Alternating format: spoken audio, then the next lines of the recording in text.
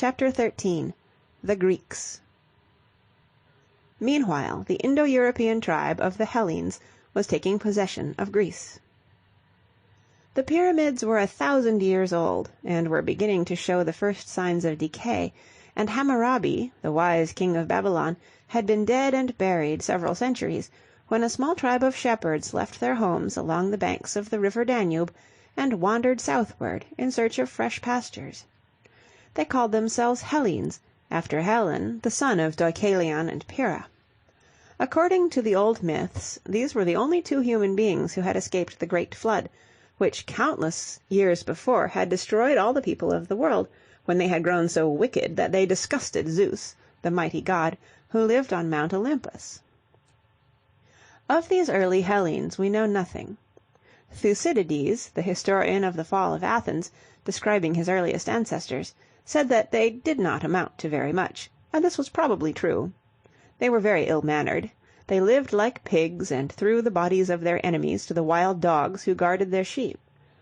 They had very little respect for other people's rights, and they killed the natives of the Greek peninsula, who were called the Pelasgians, and stole their farms, and took their cattle, and made their wives and daughters slaves, and wrote endless songs praising the courage of the clan of the Achaeans, who had led the Hellenic advance guard into the mountains of Thessaly and the Peloponnesus.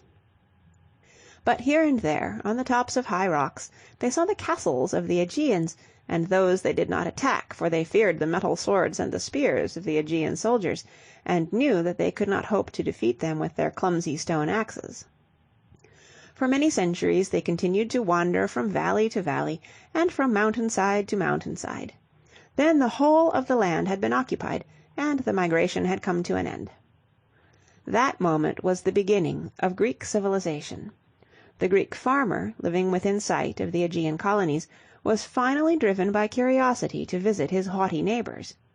He discovered that he could learn many useful things from the men who dwelt behind the high stone walls of Mycenae and Tiryns. He was a clever pupil. Within a short time he mastered the art of handling those strange iron weapons which the Aegeans had brought from Babylon and from Thebes.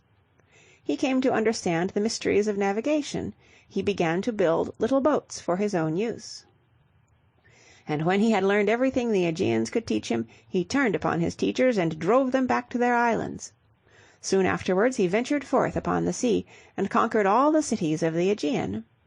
Finally, in the 15th century before our era, he plundered and ravaged Knossos, and 10 centuries after their first appearance upon the scene, the Hellenes were the undisputed rulers of Greece, of the Aegean, and of the coastal regions of Asia Minor.